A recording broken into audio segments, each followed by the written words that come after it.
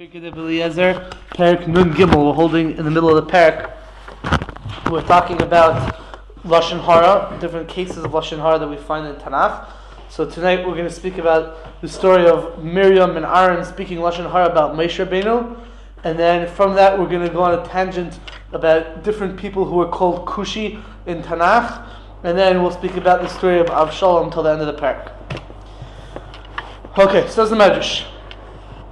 We know the story in Parshas Beha'aloscha. This is the second story that we're reading this parak from Parshas Beha'aloscha. It says, "Vatadaber Miriam ve'Aaron b'Moshe al odeis hakushi lokoch ki isha kushis lokoch." Miriam and Aaron spoke about Moshe Rabbeinu, specifically about the Cushite woman that he married, because he married a Cushite woman. Right? So the Medrash assumes that Cushite woman that we're talking about, Isha Kushis, is talking about Ziporah. So the Medrash asks, "V'chi Kushis hayisa? Was she a Kushis?" And there's even a gersa that says, "V'haloi Ziporah hayisa? Wasn't she Ziporah?" And Ziporah Pashtus is not a Kushis. We'll speak about why in a moment. Ella, rather, why is Ziporah called a Kushis? Maha Kushi hazeh mushuna ba'oiroi kach hayisa Ziporah mushuna b'maiseha hatoivim. Just like a Kushi, meaning an Ethiopian or a black person, a dark-skinned person, is outstanding in terms of his skin color, meaning he looks different than everyone else because of his skin color, so too Ziporah, the wife of Moshe Rabbeinu, was outstanding in terms of her good deeds. She was different than everyone else in a positive way, that she did better things than everyone else. She did good deeds, not like everyone else, so she's considered Mishuna as well. Mishuna means outstanding or different or weird, but that's the Pashas. Therefore, Nikras Kushis, therefore she's called a Kushis. Shenamar Kisha Kushis Lach. He had married a Kushis woman, and that's what it says in the Pasuk. But so what's the assumption over here? I mean, first of all, we're making an assumption that the Isha Kushis that the Pasuk is talking about is a reference to Ziporah. Right? That itself is not Pashut. There's another tradition that says that it's talking about literally the wife of the Cushite King that Moshe Rabbeinu married when he ran away to Africa and he was king over there for 40 years. That's a whole story brought down in a sefer called Divrei Yamim Shel Moshe Rabbeinu. It's also brought in the sefer Yashar, and there's Rishonim that go with that mahalach. I think the Rashbam says like that. Other Rishonim they go with that whole mahalach. But Chazal understand that no, it's talking about Ziporah. We only find in the Psukim explicitly that Moshe Rabbeinu has one wife and there's Ziporah, so we're assuming that we're talking about Ziporah. And the question is, was Ziporah Kushis? The Medrash understands she wasn't a Kushis. Why not? Why can't we just say that she was a Kushis? And what was the problem? And what was Lashon HaRa that they were saying about Moshe Rabbeinu B'chal? So first of all, like this: who was Ziporah's father? Yisro. Very good. No. Right? Ruah. No, Chaver. No, Chovav. No, Yeser. No, whatever his name was, right? Kani. Right? Those are the 7 names. Was it Canaanite? Right. No, right? Yeah. No, he's not. He's Midian. Yeah. So what? We know that Yisro lived in Midian, right? And if Yisro lived in Midian, and you would assume that Yisro was a Midianite, that would mean that Yisro is not a Kushi. On the contrary, Yisro would be a descendant of Avram Avinu, because Midian is one of Avram Avinu's sons. 1 second, right? And Avram and Keturah had a bunch of sons, and one of those sons was named Midian. So if Yisro is a Midiani, he'd be a descendant of from Avram Avinu, right? And if you say that Keturah is from Bnei Yafes, right, there's a medrash that says, at least Seder Doris brings from Shashal Kabbalah, that Avram Avinu had 3 wives: Sarah, Hagar, and Keturah. He's going with the mahalach that Hagar and Keturah are not the same person.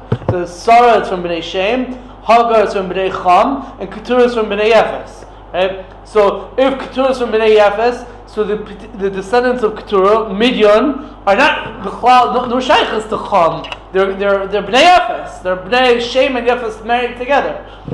So if Yisro is from Midian and Ziporah is Yisro's daughter, so how can we? What? Of course, Ziporah is not a Kushi, right? So that's what the Medrash is saying. Oh, Kushis, right? Yeah, what did you want to say?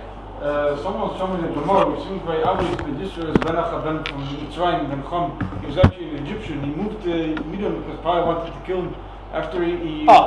So there's a Gemara that says Shleisha Hayu Ba'isa Eitz, right? Paro had three advisors: Eov, Yisro, and Bilam, right? So that the Maskil David, that's Rav David Pardo in Chumash.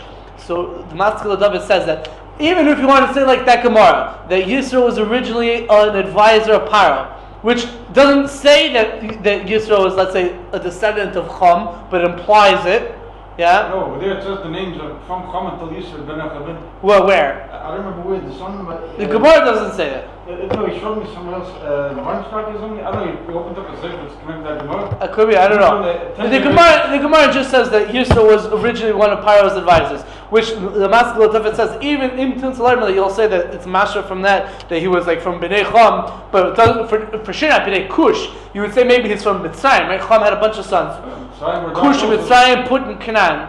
Right? So Kush is a different son of Chum. So even if you'll say that Yisro was a Mitzri, that doesn't mean that he's a descendant of Kush. He's not a Kushi. He's a Mitzri, which is a different.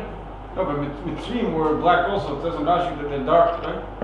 Yeah. Kushi means that he is dark. It doesn't mean he came from Kush. Oh, so that's what the Ibn Ezra and the Barbanel say. The Ibn Ezra and the Barbanel say why, like they're going to Pashup Shah and the Pasuk, right? Why is Ziporah called the Cushites? Right? So they say, obviously it's not because of her lineage, as we proved Yisro was a Midianite or whatever. So why is Ziporah called a Cushite? So they said Pashup Shah because she looked like a Cushite. She had dark skin. And the Barbanel says because the descendants of Midian, they live outside in the sun, they dwell in tents. So because of that, he says that their skin is burnt. Rashi says it. Haisha Cushite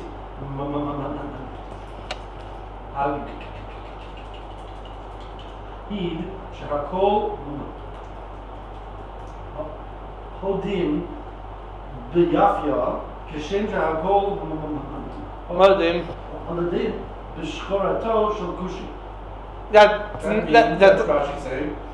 It's obvious that she was black. No, that's not what Rashi says. Rashi says that it's obvious that she was such a tzaddik, that she was so beautiful, just like it's obvious that a black person is black. That's what Rashi says. Black, Kushi is black. That a Kushi is black. Yeah, Kushi is black. Right?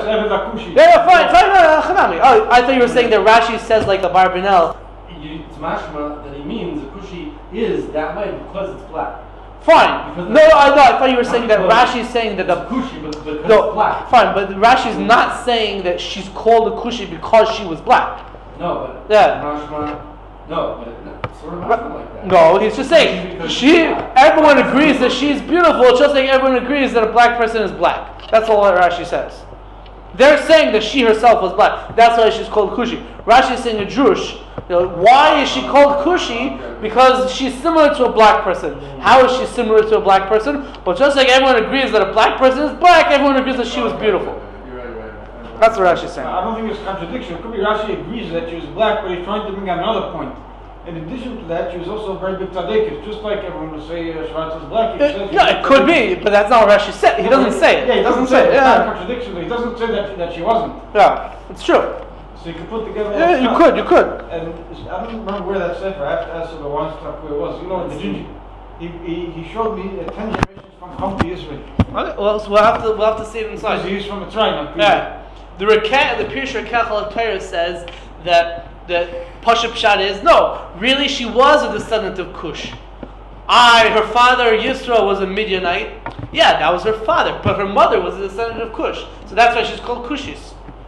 But our Medrash rejects all of these explanations. It says no, she's called Cushis for a different reason, and we make a whole drush that says just like a Kushi is Mishuna ba'Irai, Ziporah is Mishuna b'Maiseh Tovim.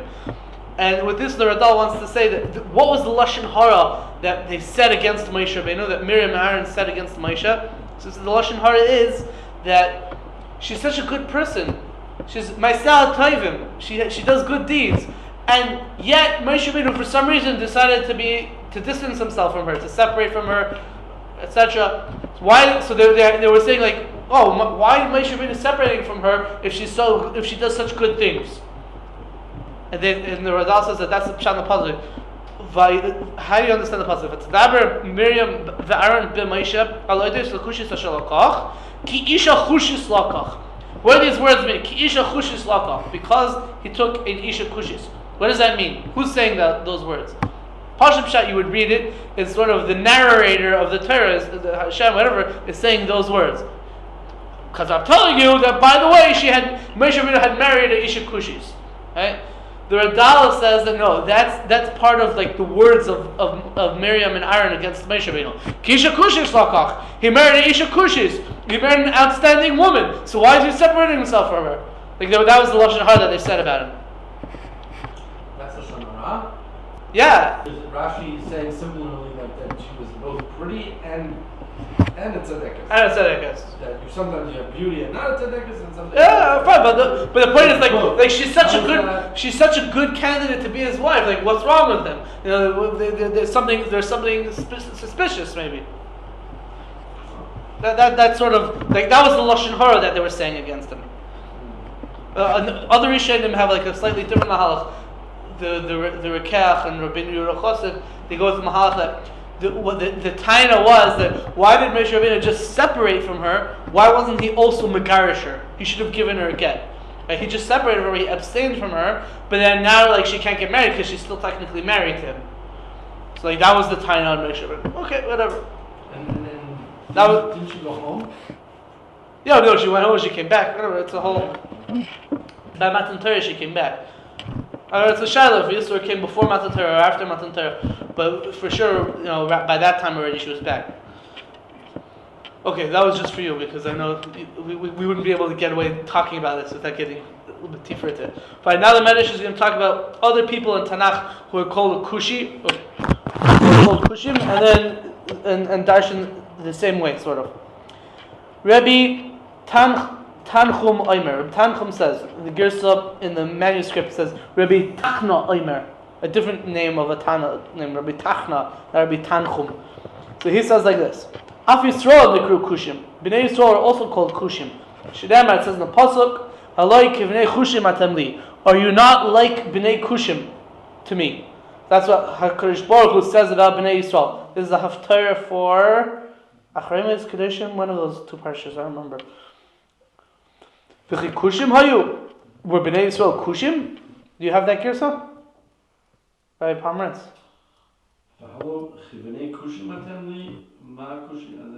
So you don't have the girsa V'chi Kushim hayu. It's just you just have right. My girsa says like this: Halak Bnei Kushim atem li. That's the pasuk. Are you not like Bnei Kushim for me? That's what Hashem says. And then the Medrash asks, V'chi Kushim hayu. Were Bnei Yisrael Kushim? Ella, rather, and this is what you have, this is the continuation, Maha Kushi hazeh, just like this Kushi, and I have the word Gufay, I don't know if you have the word Gufay. Gufay, Mishunim Mikol Brias, his body is different from all other creations.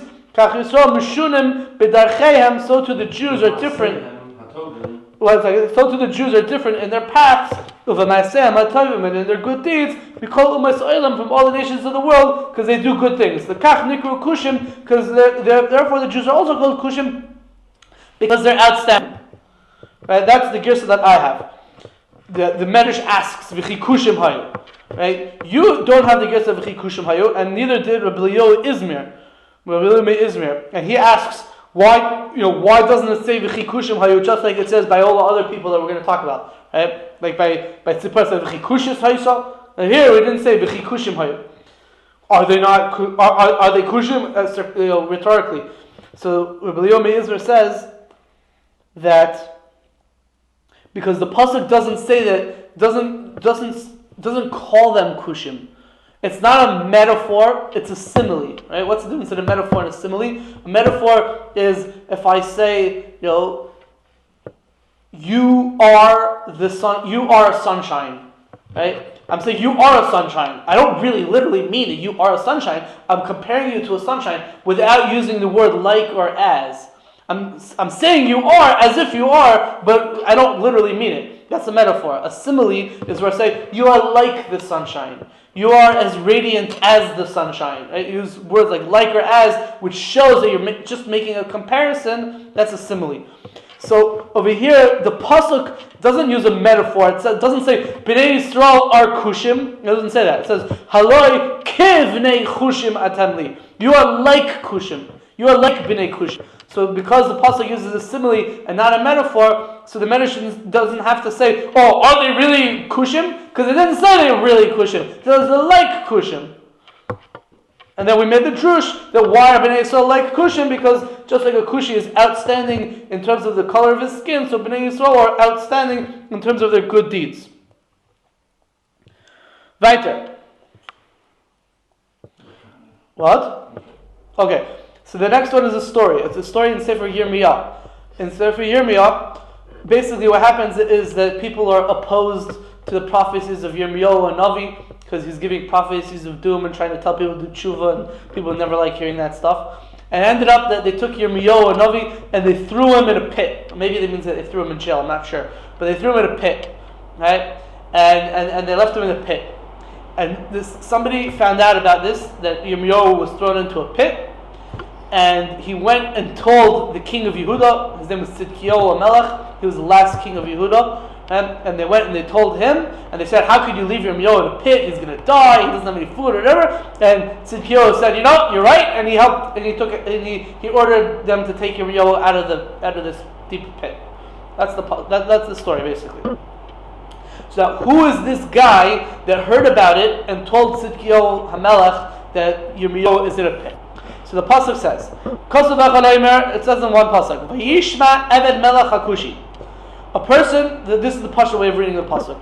A person named Eved-Melech the Cushite heard about this and he told Tzidkiyahu. Meaning his name is Eved-Melech. That's what the Radak says. You don't see it here, but if you had it with like Nukudos and Tamim, you would see that the word Eved-Melech is hyphenated.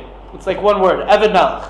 His name is Eved-Melech. And in archaeology, the archaeologists found the name Eved-Melech was a very popular name in the ancient Near East. Eved-Melech. It's a Semitic name. So this guy named Eved-Melech, who was a Kushi, he heard. That's Pashup Pshat. How do you read it? Yeah. Now, the Mahari Kara, who was a Talmud of Rashi, a Talmud of whatever, he lived maybe the same time as Rashi, Talmud of Rashi, whatever. He brings a slightly different pshatim. And I guess we'll see what he says in a moment. Let's see what our Medrash says over here first. Vayishma Eved-Melech the Cushite. Eved-Melech the Cushite heard. Says the Medrash. V'chi Eved Kushi haya. Was this Eved? Wait, let's translate it. What does Eved-Melech the Cushite mean? Let's say it's not a name. Right? Eved-Melech the Cushite. The slave, the king, the Cushite. The slave of. You could translate it as the Cushite slave of a king, or you could translate it as the slave of a Cushite king. I can be the slave of the king of a king who is a Kushi. Who is a Kushi? They have it still. Yeah. You could I'm saying you could translate it like that was the first. That was the first thing. I was just like I switched the order to clarify who's who. Right? Who's the Kushi? The slave or the king? Right? That's the Shiloh. So our Medrash assumes that the Kushi is going on the slave. V'chi Eved Kushi haya, was that slave a Kushi? V'haloi Baruch ben Neriah haya, was it not Baruch ben Neriah? Who's Baruch ben Neriah? Is the Talmud of Yirmiyahu and Navi. He was not necessarily on the darga of being Mamish and Navi, that his writings were incorporated in Tanakh. There is an apocryphal book that the Christians have called the Book of Baruch, which they claim was written by Baruch, the Talmud of Yirmiyahu and Navi. But Baruch was a big person, a big Talmud Chacham. The Gemara says that Ezra HaSofer was a student of Baruch ben Neriah. Right? The Gemara Megillah says that's why Ezra didn't want to go to Eretz Yisrael right away, because his Rebbe Baruch ben Neriah was still alive and he still wanted to learn from him. So Baruch ben Neriah was the Talmud of Yirmiyah and the Rebbe of Ezra HaSofer. Right? So we're saying that this Eved Kushi, this Kushite slave, it wasn't Stam a Kushite slave who heard that Yirmiyah was thrown into a pit and he told the king about it. He was Baruch ben Neriah. So why is Baruch ben Neriah called a Kushite slave? Just like a Kushi is outstanding in in the color of his skin, so too Baruch ben Neriah was outstanding in terms of the good deeds that he did. He stood out amongst people, and he was known for being a very good, a person who did a lot of good deeds. So Medrash says that this Eved-Melech the Cushite is talking about Baruch ben Neriah. Fine. So our Medrash seems to understand that Eved-Melech the Cushite means the slave of the king, and that slave was a Kushi, like Rabbi Pomerantz was reading the pasuk. Right? Now, the emes is there's another way to read the pasuk.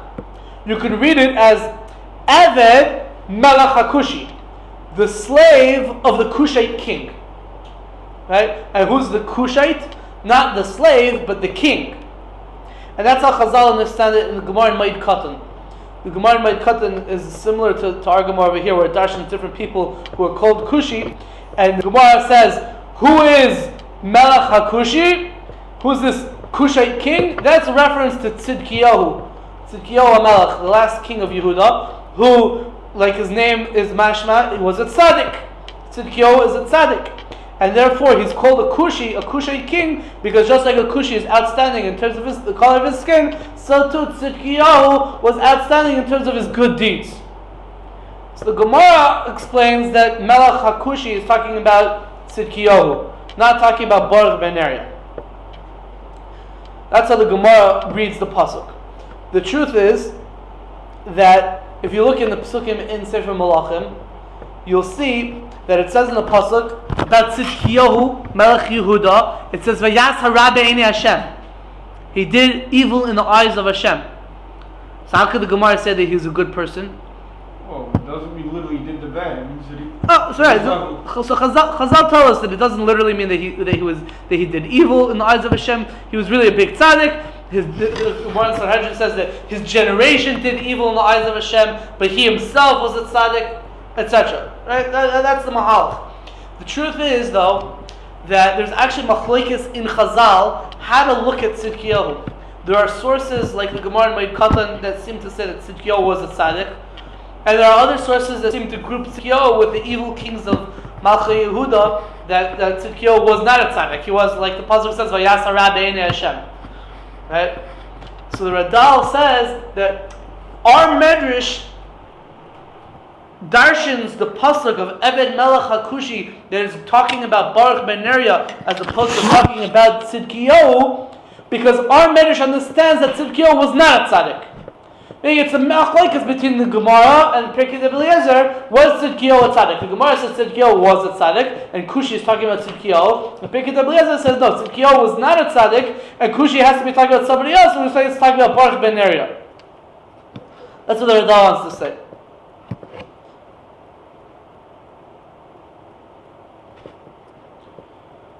Okay.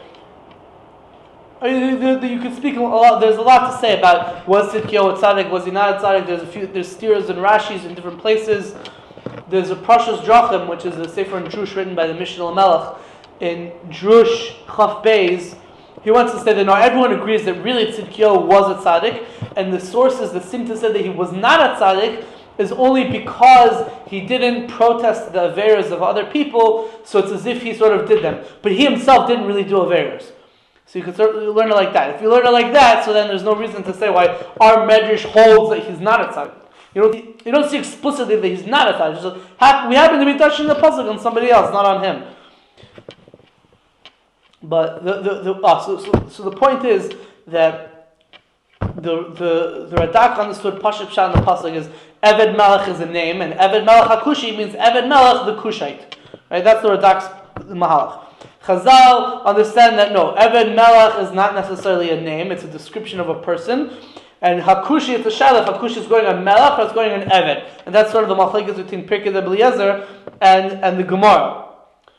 But the problem is that sort of grammatically, it's a little bit problematic because let's say it's talking about let's say you go like the Gemara, right? That it's talking about Tzidkiyahu.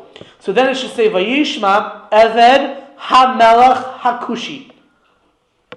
Grammatically, it should say HaMelech HaKushi, right? And even if it's going on the Eved, it should say Vayishma HaEved Vayishma HaEved Melech Vayishma Eved HaMelech HaKushi. It should also say HaMelech, both ways. So I'm not sure exactly what to do with that HaRa, but Lamaisa I saw in the manuscript of Pirkei Debliaz in the Higger edition, it says Vayishma Eved HaMelech HaKushi. He has a difference in the pasuk. I don't know what that means, because what do you mean girsa in a pasuk? It's a pasuk is a pasuk. It's like tzarich in what that means. It could be it's a mistake. It could be somebody added it just to clarify the drush that we're making over here. I'm not sure exactly what it means. Now the Mahari Kara, who I mentioned before, was the Talmud of Rashi. So the Mahari Kara, in his commentary to Yirmiyahu, he brings in the name of his uncle. His uncle's name is Reb Menachem ben Reb Chelboi. That his uncle sort of makes a blend of the Gemara's pshat and Pirkei Debliazer's pshat. Reb Menachem ben Reb Chelboi says that when it says Eved-Melech Cushi, so it's saying who's the Eved? So the Eved is Baruch ben Neriah, which that's what Pirkei Debliazer says. But the word Kushi is going back on the Melech. It's going back on the king, which is Tzidkiyahu. And why is Tzidkiyahu called the Kushi? That he learns like the Gemara. So it's sort of a mixture of Pirkei Debliazer saying that Eved is Baruch ben Neriah, but Kushi is going on the Melech, which is Tzidkiyahu, and then he goes like the Gemara that Tzidkiyahu is called the Kushi because he was outstanding in terms of his deeds. That's what the Mahari Kara brings in the name of his uncle. Then he himself favors what he considers the Pashup Pshat, is that Eved-Melech Cushi means that this person was a slave of the Cushite King. That this guy came from the land of Cush, and the king of the land of Cush for some reason sent his slave to Eretz Yisrael, and for some reason this slave knew about Yirmiyahu and knew that Yirmiyahu was put in jail, and he's the one who told Tzidkiyahu. The word Melech is not even talking about Tzidkiyahu, according to that pshat in the Mahari Kara, which is it's an interesting pshat. You have to know exactly. There's a few holes in the pshat, like why did the king of Cush send this guy, and like how does this guy know Yirmiyahu, whatever. That's his pshat. Fine, right. But it seems to just make more sense to say there was an Eved of the king who was a Kushi. Some random guy, and we don't know who the king was. Which king? We don't know. That's the thing. Eved-Melech. He was a Eved-Melech. For some generic. It was a Kushi. Yeah, king, not a Jewish king. A Jewish king doesn't matter. Yeah, could be. Just this lowly person. This lowly person. That was saying that the whole point was. You're saying the whole point was that a lowly person gave Tzidkiyahu Musar for allowing Yirmiyahu to be thrown into the bar. It could be. Fine. Now the next story is like this.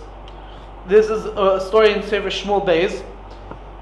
That we might be familiar with the story of Absalom.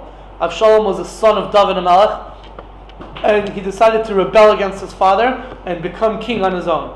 And there was a war, so to speak, a civil war between David HaMelech and his army, and Avshalom and his army. Right? And they're fighting this whole war. And David HaMelech gives the command. He says, "You find Avshalom, bring him to me." Didn't say dead or alive. He said, "Bring him to me. I want him alive. Don't kill him." Right? Because he was his son. Even though he was rebelling against him, and Mori B'Malchus is Chayiv Misa, but David HaMelech did not want them to kill Avshalom. Right? And the story goes that they were out in war or whatever, and this guy comes and he goes to Yoav ben Tzruya, who was David HaMelech's general. And he comes to Yoav and he tells Yoav, "Look, I saw Avshalom." And so, where'd you see him? Let's go. We gotta go. He says, I saw him. He got stuck. His hair got stuck in a tree, and he's dangling over there in a tree. And Yoav says, "So why didn't you kill him?" So the guy answers back. He says, "Kill him? Chas v'shalom, I can't kill him. Even if you give me all the money in the world, I would never kill him. The king said you're not allowed to kill him. He said, bring him to me alive. I would never kill him." And Yoav said, "Okay, where is he? Show me." And the guy shows Yoav where Avshalom is there hanging it with his hair, and Avshalom brings Yoav brings 10 men, and they surround him, and they shoot arrows at him, and they kill him. Right? So they killed Avshalom. That's more or less the story, right? Then what happens? So now so that's it. Now the war is over, right? David and Melech won, basically, right? The rebellion is squashed. Right? Now the question is, okay, who's going to break the news to David and Melech? So there was a guy named Ahimelech, I think was his name.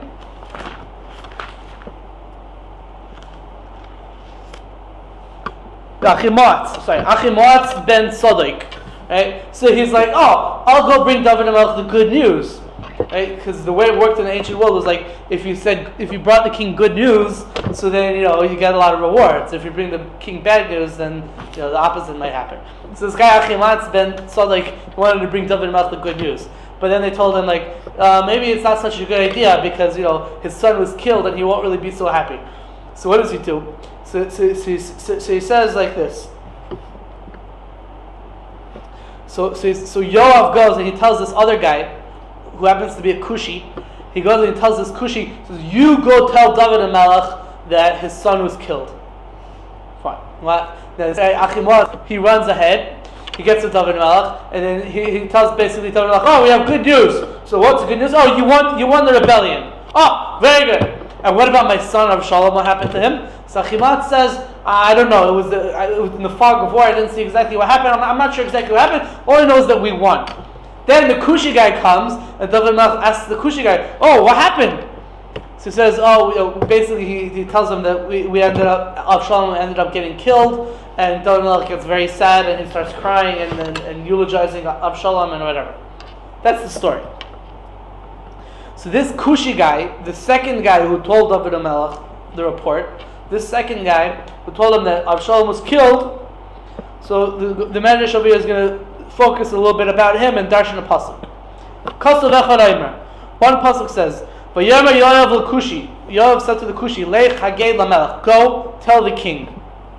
And the Medrash is bothered by a question. V'chi Kushi haya? Was he really a Kushi? V'haloi ben Yemini haya? Wasn't he from Shevet Binyamin? Well, where did that come from? Shevet Binyamin. What are we talking about? What? This Kushi. The Kushi. The Kushi who told David and Melech that Avshalom was killed. Right, so the Gemara says, the Medrash says, "V'chi Kushi haya?" Was he a Kushi? V'aloi ben Yemini haya? Wasn't he from Shevet Binyamin? Where are we getting that from? That he was from Shevet Binyamin. We'll speak about it in a moment. But the Radha has a different girsa. V'aloi Yisraeli haya? You have that girsa? At the bottom, it brings Tzidkiyahu. Oh. So let's go with that mahalach. Wasn't this Kushi Jewish? He wasn't a Kushi, he was Jew. So why is he called a Kushi? That guy that brought the news to David Melech? Ella ma hakushi hazeh gufay mishuna mikol habriyos. Rather, just like a Kushi is different, outstanding, his body is different than everyone else because he has a darker skin. So to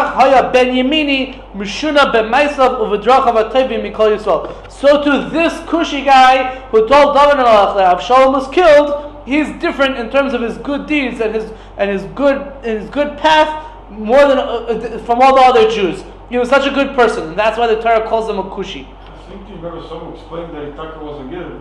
What? Oh, so yeah, the Radak, in Achanami, I didn't say this, but the Radak says Pashut Pshat in the pasuk is he's called a Kushi because he was a ger, or the Radak says because he was dark skinned like a Kushi. Now that's what the Radak says, but Chazal are darshaning it. Why is he called a Kushi? Because he was outstanding in terms of his good deeds. He obviously wasn't the Gid. Right, that's also true. If he's from Binyamin, he obviously wasn't the ger. It can't be everything together. Right, it can't be everything together. Now, the truth is like this. Where are we coming from this thing that he was from Binyamin? Where does that come from? The girsa of V'chi Kushi haya haloi ben Yemini haya. It's like this.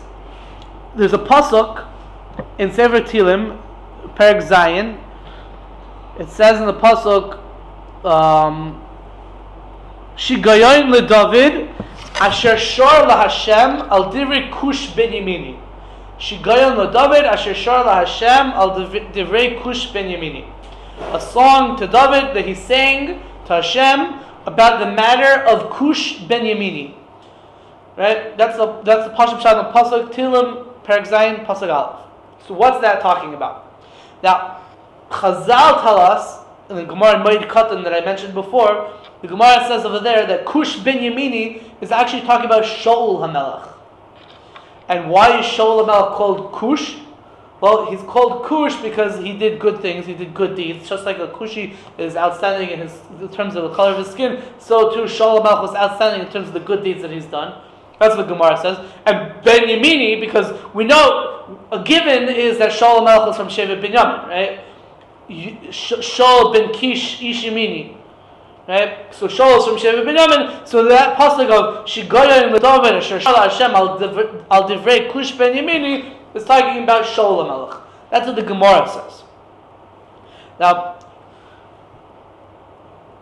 that's Cush ben Yemini. Right? Here we're talking about some Kushi, and we're assuming that he was ben Yemini. Right? So the Bias Agadol sort of asks this question, like, where are we coming from to say that that this Kushi that told David Melech about Avshalom being killed was a ben Yemini? Where's it coming from? So the Marzur answers the question like this. The Marzur says that our Medrash over here rejects the Gemara in Moed Katan. It says that no, the pasuk of Shigayon LeDavid Asher Shar Hashem Al Divrei Cush Ben Yemini is not talking about Shaul HaMelech. It's talking about our story over here of this Kushi who told David HaMelech about Avshalom being killed. So it's saying our Medrash rejects that Gemara. It's saying so the Marzul says that our Medrash over here is taking both psukim and explaining that both psukim are talking about this guy, meaning the pasuk of Yoshiyahu the Cushi Lech Haged LaMelech and the pasuk of Shigayon LeDavid Asher Shar Hashem Al Divrei Cush Ben Yemini is all talking about one person. The Cush Ben Yemini is the same Kushi who told David HaMelech that Avshalom was killed. Right? And we're going to explain in the Hemshech, in the continuation of the Medrash, what were the good deeds that this guy did. We're going to illustrate the good deeds of this person. But the point is like this. When the guy first came to David HaMelech, and he told him that the Kushi told David HaMelech that Avshalom was killed in the war. So David HaMelech thought, the guy said it with like a certain zeal. He was like happy because he didn't realize that David HaMelech would be upset that Avshalom was killed. When he said it with that certain zeal, David HaMelech was automatically choshed that he's the guy that killed Absalom. You're the guy who killed him. That's why. And so the Medrash even says that David HaMelech took out his sword and he was like ready to stab this guy. Right? This guy who gave him the news that Absalom was killed. Right? So the Marzul says that what happened. So on the spot, David HaMelech had a special Ruach HaKodesh that came to him, and he said this Mizmor of Tehillim Perek Zayin, Shigayon LeDavid. Shigayon is Lashon Shgaga, a mistake. Shigayon LeDavid. It was a mistake. David HaMelech, Hashem is telling him, David HaMelech, you're making a mistake. He's not the guy that killed Avshalom. Asher Shar al Divrei Cush ben Yemini. This guy, this Cush ben Yemini, he's like a Yemini. He's like, he doesn't say, but like Yeminim could be like right-handed. He's a straight person. He's Cush, meaning he's outstanding in his good deeds, and he's Ben Yemini. He's a straight person. Right? Don't think that he's the one that killed Avshalom. He's not the guy that killed Avshalom. You're getting angry at the wrong guy. That's how the Marzul understands what's happening over here. Cush ben Yemini. Stop. I was just this morning when I was thinking about this earlier. How do you know that it was Ruach HaKodesh? How do you know it wasn't Nevuah? How did the Marzul know it was Ruach HaKodesh and not Nevuah? Two things. First of all, David HaMelech is not a Navi. He's not one of the 48 Nevi'im that's listed. So we know that he wrote Tehillim with Ruach HaKodesh, so you can assume it's Ruach HaKodesh. The other point is that you don't get Nevuah if you're sad. So David HaMelech, who just heard the news about his son being killed, is pretty sad. So he's not going to be a Navi. He won't get Nevuah. Get Ruach HaKodesh, but not Nevuah. It's a different darga. No, Pasha's not. Like they say that, how come Hashem didn't tell Yaakov Avinu that Yosef was still alive? So because Yaakov Avinu was in Avelus for the loss of Yosef for so long, he was always sad, so Hashem didn't speak to him because he didn't get a Nevuah because he was sad. Why didn't he get a Ruach HaKodesh to tell him? I don't know. You have to know the darkest, but Just real quick, I think I missed something a long time ago. Why is this Kush Benyamini? I don't have anything like that. I have hello Benyamini Haya. no. So okay, right. So let me. He's not a Kushi. He's a Benyamini. Right. So I'll explain it again. It's from the Gemara. Our Medrash is bringing this pasuk of Vayemer Yav LaKushi Lech Haged LaMelech, right? And then the Medrash asks, was he a Kushi? Valoy Ben Yamini Haya. Now, where is that assumption coming from that he's Ben Yamini? So I said that there's a Gemara that brings the pasuk of Shigayon LaDavid Ashashar LaHashem Al Divrei Kush Ben Yamini. Kush Ben Yamini. And the Gemara says that that's talking about Shaul HaMelech. Okay, Right? yeah. So the Marzu wants to say that this Medrash is rejecting that Gemara's pshat, that the pasuk of Kush Ben Yamini is talking about Shaul, and is applying Kush Ben Yamini to our story. So the pasuk of Kush Ben Yamini in Tehillim is talking about our story, and the pasuk of Vayama Yoav LaKushi Lech Haged LaMelech is also talking about this story. So it's a Kush was a Benyamini. Right. So I'm sure it doesn't make sense unless you say what you said, that it's meaning he's not from Shevet Binyamin, he's a Kushi, right. but he's right-handed or something. No. I mean, we're darshaning it to say why is this guy called a Kushi? Because he was outstanding in terms of his good deeds. But so where do we see that this guy was outstanding in terms of his good deeds? Rabbi Eliezer Aimer. Rabbi Eliezer says, "Boy, come and see Yashrusai v'sumasai shel Isai ish she'al yav." Come and see the yashrus, the straightness, the sumasai, and the wholesomeness of that man that told Yoav that Absalom was caught in the tree. Which the Marzu explains, our Medrash over here is telling us a chiddush. That guy that told Yoav that he saw Absalom stuck in the tree, that's the same guy who later on ended up telling David HaMelech that Absalom was killed. He is the Kushi. It doesn't call him a Kushi in the beginning of the story when he tells Yoav that he saw Absalom caught in the tree. There it doesn't say Kushi, it just says a person, but he's the same guy. And he's the one who ended up actually reporting it. And the Marzu says that David HaMelech was chesed, that he's the one who killed him. And we're saying, no, he got a special Ruach HaKodesh. I told him, no, this guy's a good guy. Right? So now the Medrash is saying, how do we know he's a good guy? Come and see. Because it says in the pasuk, because he said, "Im titen elef kesef," if you gave me 1,000 silver pieces, "Eini over al mitzvah samelach asher tzivcha," I will not transgress the commandment of the king that he commanded you. Meaning, when Yoav said, "Well, you saw him stuck. Why don't you kill him?" He said, "I would never kill him." Shemar, it says in the pasuk, "V'lo anochi v'lu anochi shekel al kapai elef kesef halavai." I would measure on my palm 1,000 pieces of silver. I would never transgress the commandment of the king. David HaMelech said, "Do not kill Avshalom. I will never kill Avshalom." Right? So you see that he was true. He was a yashrus person. He was a tamim person. He was stuck to his guns. Right? And he wouldn't want to go against what the king said. Don't kill him. I'm not going to kill him. Amar lo Yoav. So Yoav said to him, "Bevakasha mimcha. I request of you, Hareni Oisei Hamakoim Shavshalom Toliboy. Show me that place where Absalom is hanging." Right? He gave a report. Absalom is hanging by his hair got cut in a tree. He's hanging by his hair. Show me where it is. Show me where Absalom is hanging. V'loi kibel alav. And the guy did not accept Yoav's demand. Right? Yoav says, "Show me where he is." He said, "No." Hischel Koreya u'mishtacha v'loi.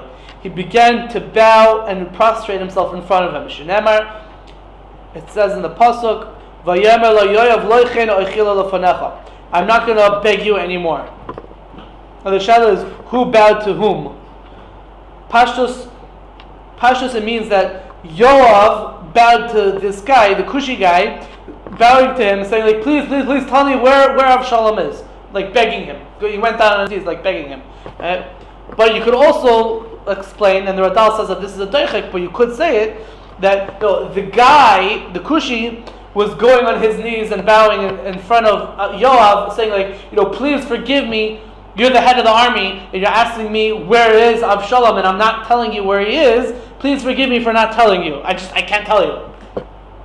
There's two ways to read it. The next line also there's 2 or 3. And he took him by his hand. And he showed him the place where Avshalom was hanging. You don't have this girsa, right? I said, Amar lo Yoav lo chin. Meaning Yoav said to him, I'm not going to beg you anymore. Yeah. And he took him by his hand, by his arm. Which makes it that Yoav is after the one. 1 second. He took him by his arm, and he showed him the place where Avshalom was hanging. Who took who by his arm? Yoav.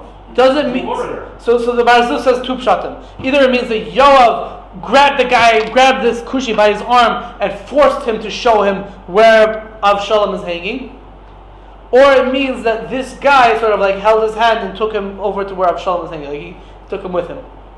Not sure which pshat. I think the first pshat is better because we're trying to say how he's such a tamim and a yashar that would stick to his guns and not do and always try to do the right thing. So it would make more sense that Yoav forced him into revealing where Avshalom is. And also because I have the it says lo chin. I'm not going to beg you. No. Now, or I'm going to take you. Or I'm going to kill you or something. Child, you say, I said this, do it now. He doesn't do it, you grab him by the arm and you force him to do it. Yeah, it could be.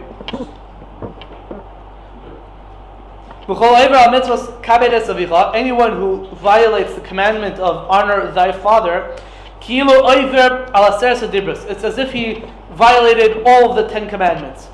You have that girsa? You just have lefichach, right? So we have a different girsa. Anyone who transgresses the commandment of thy father, it's as if he transgressed all 10 commandments. Lefichach, says the Medrash, therefore nidkru boy asara remochim. Therefore, Avshalom was pierced with 10 spears. 10 lads surrounded him. 10 lads who were Yoav's weapon bearers surrounded him, and they, basically stabbed him. And that's how Avshalom was killed. Okay.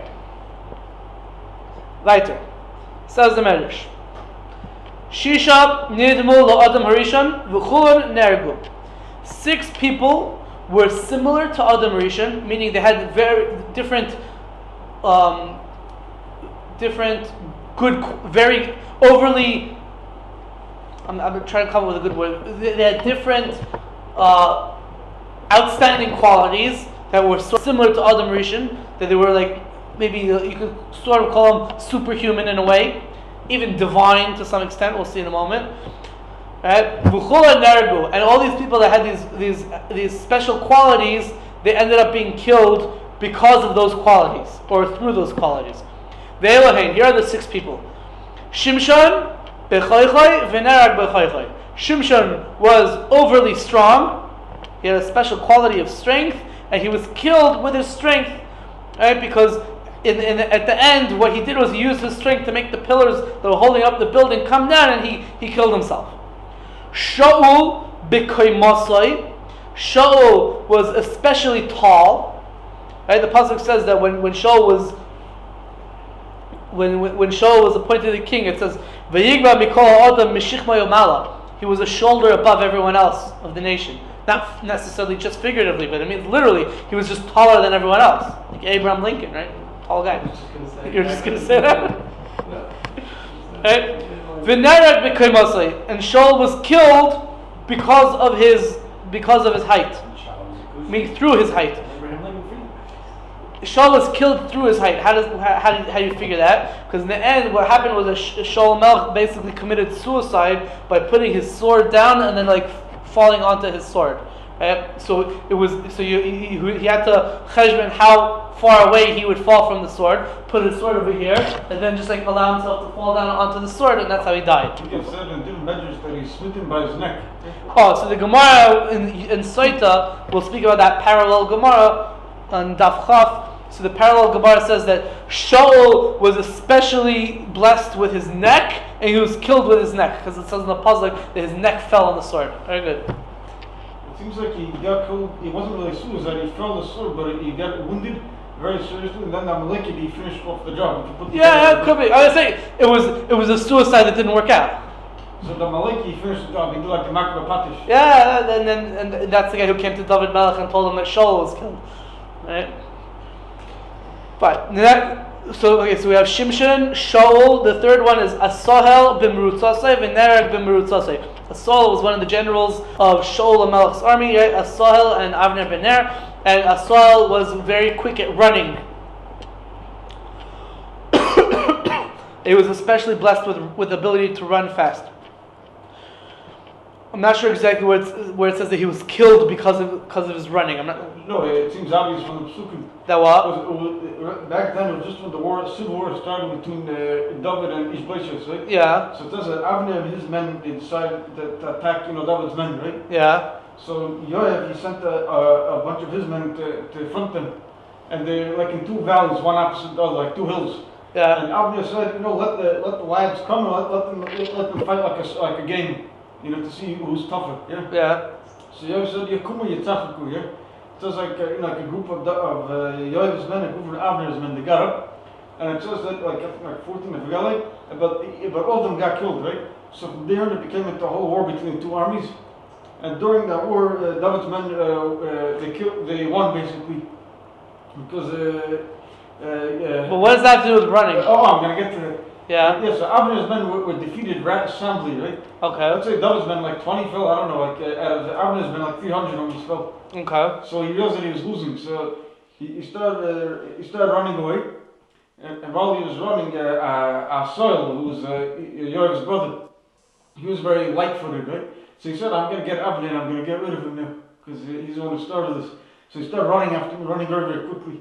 And Avner realized that Asahel's running after me. He said, Asahel, stop running after me. I'm going to have to kill you, and then I'm going to have to face your brother Yoav. Please don't force me into this decision. He said, stop running after me. Asahel continued running after him.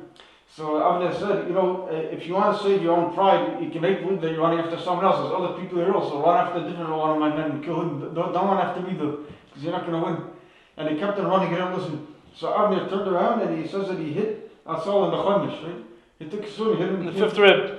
And he killed him on the spot. So right. You see from there, because he's a quick runner, that's why he did the whole chase. So he was running too fast, he wasn't able to slow down. No, he was able to slow down, but that's the reason why he ran after me. He thought, I'm such a quick runner, I'm going to... So that was his downfall, you're saying. Okay. I'm going to kill him, even though Avner was strong, he thought, I'm so quick. Right. I'm so quick at running that he's not going to realize what happened. Before he realizes what's happening, I already killed him. So we have Shimshon with his strength, Shaul with his height or with his neck, Asahel with his speed, Yoshiyahu ben Echirov, Neriah ben Echirov. Yoshiyahu was especially blessed with his good nose, and he was killed with his good nose. How do you see that? So what is that? What's that referring to? We'll see. We'll speak about it in a second.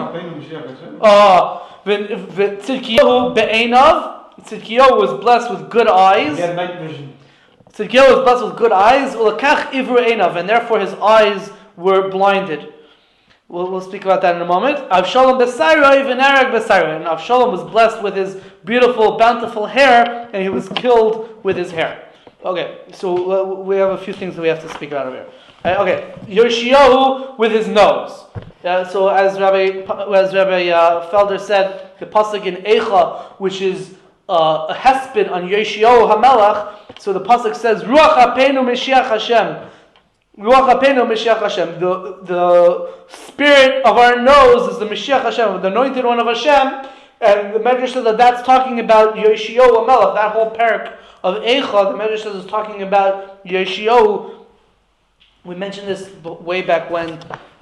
Remember I did the whole thing with the Avodah Zarah on the door or whatever, and Yirmiyahu HaMelech made a takana that you're supposed to give Tafka Hespedim about Yoshiyahu. So that's the Hesped on Yoshiyahu HaMelech. So he's called Ruach Apenu, the spirit of our nose, right? The koyach of our nose. So you see that Yoshiyahu HaMelech is somehow associated with like spirits of noses or whatever, right? Maybe you'll say that it means like he had like a very good looking nose or something like that. The Goyim like to say the Jews have like ugly noses. I don't know. Well, the other idea that the Marzu wants to say is that the Gemara says about Mashiach. The Mashiach is Merichin Udanin. Mashiach has the ability to sniff and to make a judgment. Two litigants will come in front of the Mashiach, the Melech HaMashiach, and they'll have a court case, and he'll be able to sniff out which one is lying and which one is saying the truth. So the writer says they killed Baruch because he wasn't able to do it. Yeah. Right. So the Shaul is right. Bar Kochba didn't live up to this. That was a simon that he wasn't really Mashiach, so they get rid of him. Right. So we find a lot of Sfarim talk about this. The Yoshiyahu Melech was maybe a bechina of Mashiach ben Yosef, or even though he wasn't from Yosef, he was from David, or it could have been Mashiach ben David himself. He had ability to mamish turn back the whole gezerah that the Beis Hamikdash was going to be destroyed. He would have let Paro pass through his land. If he would have let Paro pass through his land, that would have been it. He would have found off do you remember what parak it was that we spoke about this? I don't remember what parak it was, but we spoke about this earlier in the Sefer. He would have taken care of Bubble would have taken care of him, and then the Mitzrayim and Bubble, and then we're going to the city to rule the world. Right. They did a good job for him, but So, I consider it today. So that's the story. That's the story of Yoshiyahu Melech. So that's what it means that Yoshiyahu was blessed with his nose. What does it mean that he was killed with his nose? I'm not sure exactly what it means. I didn't see the Mefarshim speaking about what it means that he was killed with his nose. The Radha says when a person we said in the last parak in Parak Nun Beis, in Parak Nun Beis we said that just like the neshama comes into a person's body through his nose, so the neshama leaves him through his nose. So that's what it means. He was killed, meaning he was killed because his neshama left him through his nose. That's what we said in the last parak, because it used to be that when a person would sneeze, that's how they would die. Right? They would just come out of their nose. But so that's what it means that Yoshiyahu was blessed with his nose. Tzidkiyahu was blessed with his eyes, and therefore his eyes were blinded. It's a very interesting diuk by all the 6 people that were talked about. It says they were blessed with this, v'nerag b'this. Right? Tzidkiyahu be'einav, ulekach ivru einav. Why does it say Tzidkiyahu be'einav, v'nerag be'einav? Right? So I wanted to tie now. You were thinking the same thing. But what it means is because if a person is blind, so Gemara says that Suma is like he's dead. So Tzidkiyahu, you don't even have to say that he was killed. You just say that he was blinded, and he was blessed with eyes, and he was blinded, and that's already as if he was already killed. Right? We know the story with Tzidkiyahu, that he was running away from Nebuchadnezzar, and they caught him, and they took him to Babel, and they knocked out his eyes. Right? First they killed his children in front of him, right? And then they blinded him. They knocked out. They cut they knocked out his eyes. Where do we see that Tzidkiyahu was blessed with good eyes? So Rashi in Maseches Soitas writes explicitly, I do not know. I do not know where we see that Tzidkiyahu had especially good eyes. But as Rabbi Feller started saying, and the Marsha says this, the Medrash says, and this is interesting because it's a Medrash that Rashi himself brings in Sefer Malachim and in Sefer Yirmiyah and in Sefer Yechezkel. The Medrash says that when Tzidkiyahu was running away from Nebuchadnezzar, so he went in the middle of the night. He went inside a cave, a tunnel, cave, whatever. Because he had night vision. Because he had night vision. So obviously he had very good eyes. If you're running away at night in an underground cave, in an underground tunnel, so obviously he had very good vision. The tunnel was dug under the Beis Hamikdash. Right, it goes from the Beis Hamikdash all the way down to Yericho. Right. In the desert, when he came out of it, then one of the Romans was running after a deer. Romans? I'm sorry, the Babylonians. Babylonians was running after a deer, and that's how they found them. Yep. Right. I said Romans. I was thinking about the Romans. Yeah. The Bayis HaGadol, the Bayis HaGadol says a different pshat. He wants to say Stam because the pasuk says Ves'enei Tzidkiyahu Iver, that the eyes of Tzidkiyahu he blinded. So the Bayis HaGadol says it's a little bit extraneous. Why does the pasuk say they blinded Tzidkiyahu's eyes? What do you mean they blinded his eyes? Just say they blinded him. Why do you have to say his eyes? We know blinding means that they did something to his eyes. Why do they have to say that they blinded his eyes? It's superfluous, redundant, right? So the Bayis HaGadol says that because the Navi focuses something about Tzidkiyahu's eyes that tells you that there was something praiseworthy beforehand about his eyes, And then we're telling you that he lost that now. So that's what it means. Tzidkiyahu, you see in the pasuk a remiss to this idea that Tzidkiyahu had very good eyes, and then his eyes were blinded. Fine. So that's our medrash. Gives 6 people who had these different superhuman qualities, and they were all killed through their qualities. Right? Shimshon with his koyach, Shaul with his height, Asahel with his speed, Yoshiyahu with his nose, Tzidkiyahu with his eyes, and Avshalom with his hair. That's our medrash. Now I mentioned before there's the Gemara Saita and Nafchaf. The Gemara Saita says this. Tani, we learned Chamisha nivru me'ein dugma shel mala. There were 5 people who were created somewhat resembling divinity. Right? Meaning, because Adam Rishon was, the Radah says, because Adam Rishon was created in the image of Hashem, more so than any other person. So these people were sort of examples of different qualities of Adam Rishon. So they're sort of in the image of Hashem. So the Gemara lists 5. Right? Who are the 5? So the Gemara says Shimshon, Shaul. It doesn't have Asahel, and it doesn't have Yoshiyahu. And then it has Tzidkiyahu and Avshalom. And the 5th one that our medrash doesn't mention is Asa. Asa was one of the kings of Yehuda, right? It was Rechavam. After Shlomo Melech was Rechavam, Aviam, and then Asa, and then Yehoshaphat. So he was the 3rd king after Shlomo Melech, Asa. So it says in the Psukim that Asa went to war and he got injured in his feet and he wasn't able to walk. He became lame. Right? So the Gemara says that Asa was blessed with like superhuman feet, and then he got injured in war and he lost it, and then he ended up dying. Right? So that's Asa. He got a sickness in his feet. Yeah. So that's Asa. So the Gemara takes out Asa and Yoshiyahu and puts in Asa.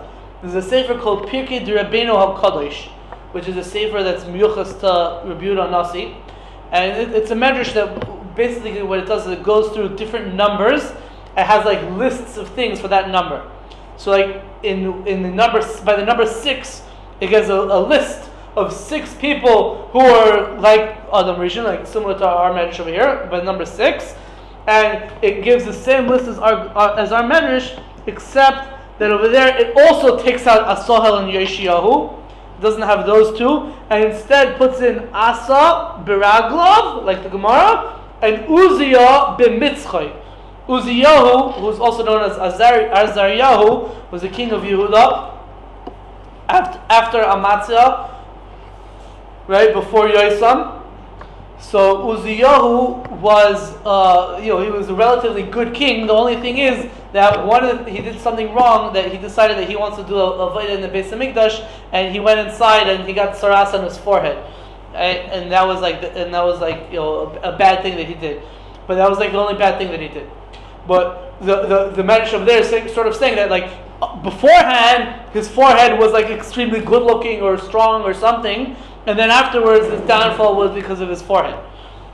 Maybe even extending what we said before by Tzidkiyahu being blinded, that was already kilu he died. So by Uzziyahu, he didn't die because of his forehead, but he became a Mitzorah, and the Gemara says that a Mitzorah is also like he's dead. You have to live in the base of course. Yeah, his son took over. His son took over. Right. He didn't actually become the official king until he died, but he was judging. Well, it's yes and no, because there's a Rashi somewhere else that makes like a cheshbon of the years, and it comes out that like the years were like. There's extra years that were attributed to Yosam that were really from Uzziah's. Some say that you don't want to count like Achos too much. Yeah, there's something like that. It says in the pasuk that he was shreifet the earth in Divayom. Yeah. He was judging the land. And then in this Pirkei D'Rabbeinu HaKadosh, it adds a 7th person. It says, "V'yesh Aimrim Zerubavel B'Kailai." Zerubavel, who was like the not the king, but like sort of like the executive chief of the Jews who returned to Eretz Yisrael by the beginning of the second Beis Hamikdash. So here's Zerubavel, and Zerubavel B'Kailai, him and his voice. So I'm not sure exactly what that's talking about. I don't have enough information. I don't really know so much about that period to know exactly what it's talking about. But apparently he had a very nice voice, and something happened to him, and he was killed, or his voice was taken away, or something like that. Fine. That's the other list.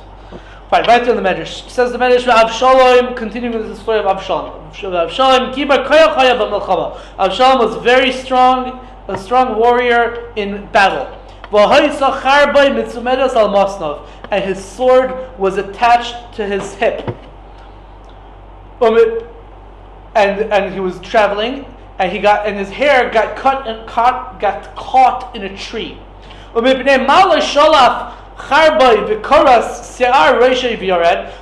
didn't Avshalom just take out his sword and cut his hair from his head and come down from the tree? He's caught because of his hair, so just cut off the hair. You have a sword with you. Use the sword, cut the hair, and come down, and now you're free, right?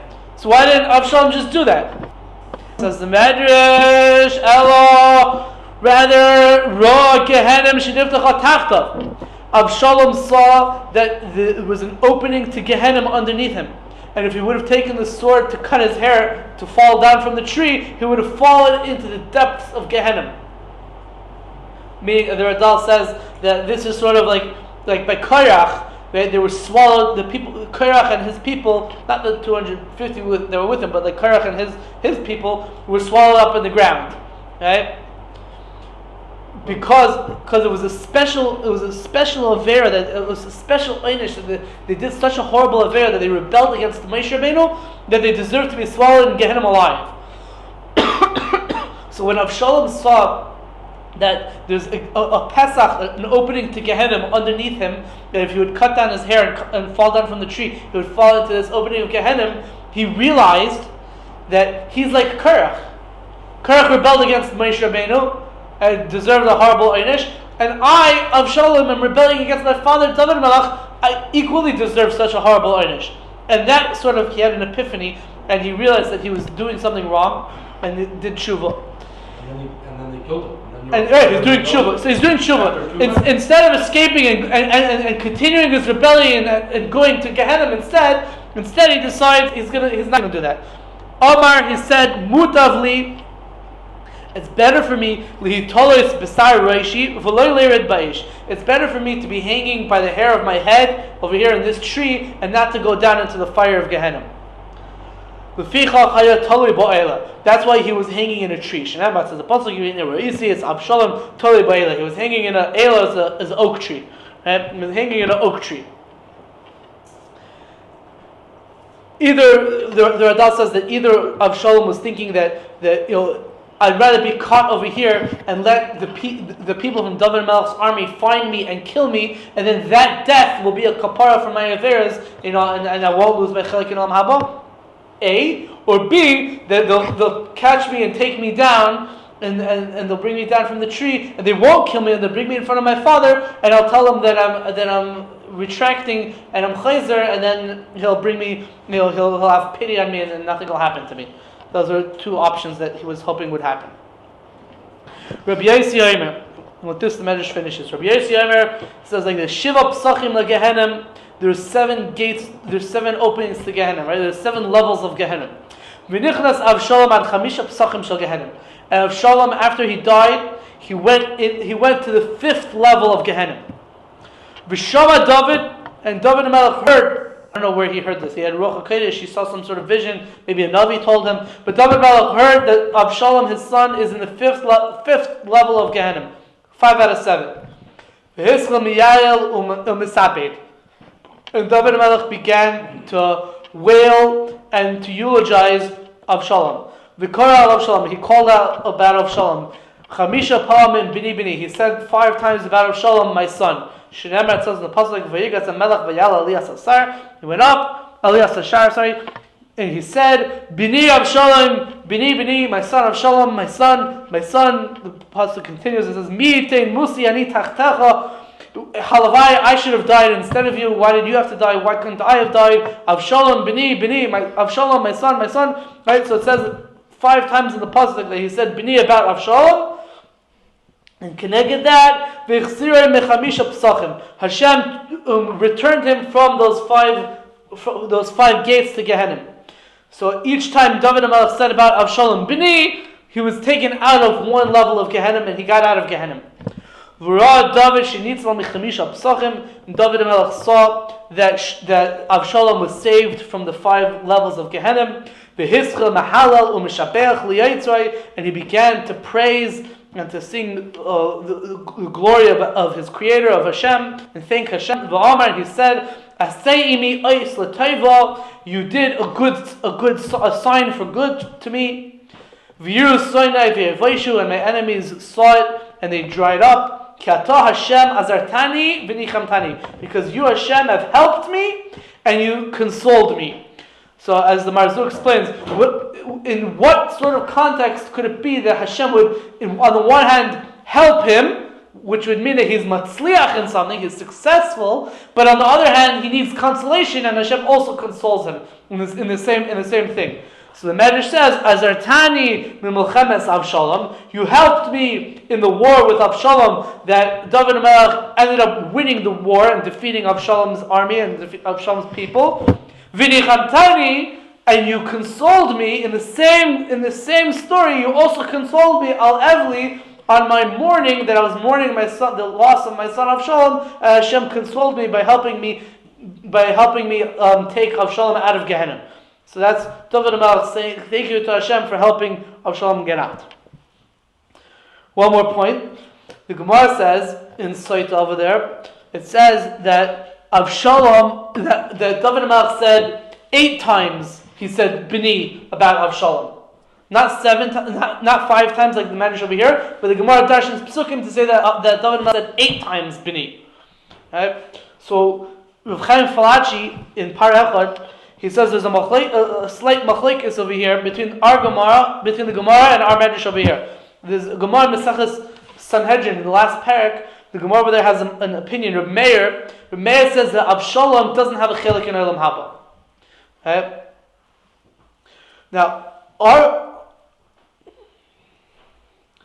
Gemara says the Gemara says that since David HaMelech said Bini 8 times, so it took him out of all 7 maduros of Gehinnom, all 7 levels of Gehinnom.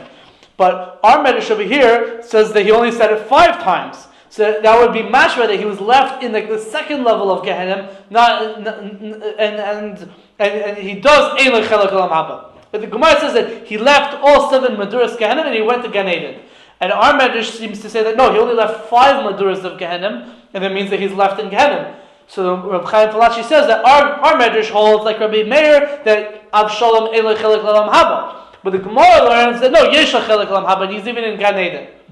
Okay, that's Reb Chaim Falachi's try. It's a little bit difficult because the Medrash starts off saying he only went in 5 levels of Gehinnom, and then David HaMelech said 5 binis and took him out of 5.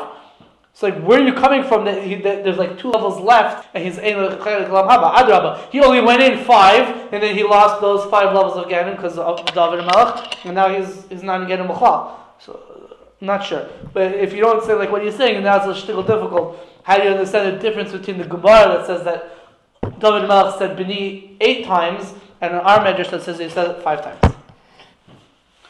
Okay, we'll stop here. Shkoyach for coming. Thank you.